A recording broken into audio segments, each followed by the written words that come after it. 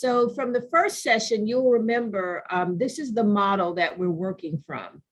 And what we're trying to determine is how we move our efforts from the bottom of that model so that we're not just working on people once they become ill or become sick. And you'll remember we were trying to move from downstream, so you see the boxes on the left, downstream to upstream. And then in terms of how we're looking at your knowledge, we're moving you from different levels of proficiency. So you see the little purple boxes, there's levels 1 and 2 proficiencies up to level 4 proficiency. Level 4 proficiency is really understanding how we can do work around system structures and policies to achieve systemic change. So keep that in mind as you listen to and think about what you're hearing. So you're learning right now. And then the question eventually through all of this project is, how do we begin to undo socio-political context and historical factors that are still shaping the inequities that we see in the present day? And that is the question that we're trying to answer. So keep that model in mind. And again, we're going from downstream to upstream, and we're really trying to work right around level 4 proficiency. All right, so again, more grounding for you. So this is the model of the structural competency pilot that we're working on. So what we're doing today is grounding you in context and historical and structural issues. So we're on the left side of this diagram. And so what we're trying to do is make sure that we build these understandings into your journey through medical school. So we're building in historical, institutional, and structural issues and socio-political context. We're layering it onto the way that you have already been socialized and brought up and taught by your parents in the settings that you've been in. We are adding these extra understandings onto your medical school training and hoping that they will eventually influence you in your practice as physicians. Okay, that's the introduction and the grounding for you. And what I'm going to do now is in that part and go ahead and turn it over to the long talk guys. Kyle and Kamal, take it away.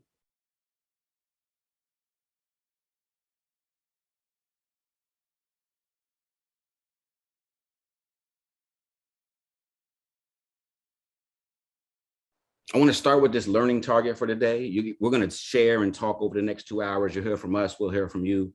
But our goal for today is to be able to make some connections between the shared American history and our current reality. So many of you participated, did the pre-work, some incredible answers. I mean, some incredible input. We can come off the slide for one second, come on. But I really appreciate that. And to honor that, I wanted to open the floor for something, if someone wanted to share. I have a couple names I'd like to call, but there was so many good people, good pieces in there that if you just wanted to share a little bit about your experience with the Jeffrey Robinson video, anything to just open us up, the floor is open. One thing that I was not aware of was that there was a third verse of the national anthem and what that consisted of. That was shocking. Not shocking, I won't say shocking, but there were a lot of different things in the video that I was just not aware of. And that was the premise that, history has been kind of given through a specific lens, so. Thank you, Wookie, for sharing. Any other thoughts? Hi, my name's Allie. A lot of the things that surprised me throughout the video were like the facts that were shared regarding actual like laws that have been set in place discriminating against people of color, whether it came to like starting businesses, how they had to like pay a fee to start, or even like redlining in communities. I had no idea that that was even a thing, but I think it makes a lot of sense in shaping the issues that we have today and creating the different socioeconomic tiers and how race is interacting with those. I'm gonna take 15 seconds to read the question. Then I'll give you some time to think about the question. Try not to type while you just clear your mind and think. And then we'll give you some time, about 30 seconds or so, to type into the chat. And I'll just call some people from the chat. You guys have already been doing this, but here's the first question. Take some time to read that. Think about, how has this continued to transform? How are we still here after all this time? All right, so you can just start to add into the chat. So whatever you think of in terms of how white supremacy and the systems of oppression continue to survive. And you guys can continue to type. I will just call some folks as we go. Rachel, can you talk about this education, new generations being educated or not being educated? I just think parents and the school systems don't talk about the issue or present it. My history book had told stuff a lot differently than I've learned that it actually occurred. You just see everything is written from like a white person's point of view. Yep. Absolutely. Thank you, Meg. Thank you. Mohammed, talk about the change, the transformation, the more discretion. Yeah, they were, from the video that I saw before the pre-work, what I learned from it was that the systems of oppression were there, but they were blatantly honest about it. They told you that that white supremacy, they were not hiding it. Now they just hide it. Now it's under the pseudonym of war on drugs and different laws like that. So the systems are still there. They just are not open about it, and they're not truthful about it, but the reality is still the same.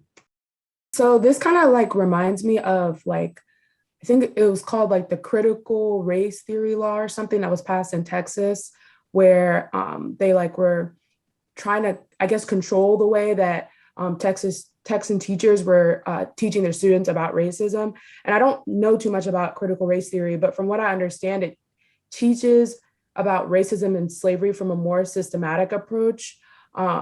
And so I guess the point of that is the teachers were kind of trying to show the students, what happened in the past and how it's still like affecting us now. And I guess Texan lawmakers didn't want that connection. And they kind of felt it was a blame white people for everything type of parade, even though that's not what it was about. And so that kind of goes to show how like controlling that education all the way from elementary, middle, high school, and controlling what is even being shared at that point will really go on to like affect these people like as they grow up. Imagine these Texan students talking to someone who went to high school in West Virginia who might have been exposed to more things than they were about racism, and the disconnect they would have in their understanding of how it still affects us today.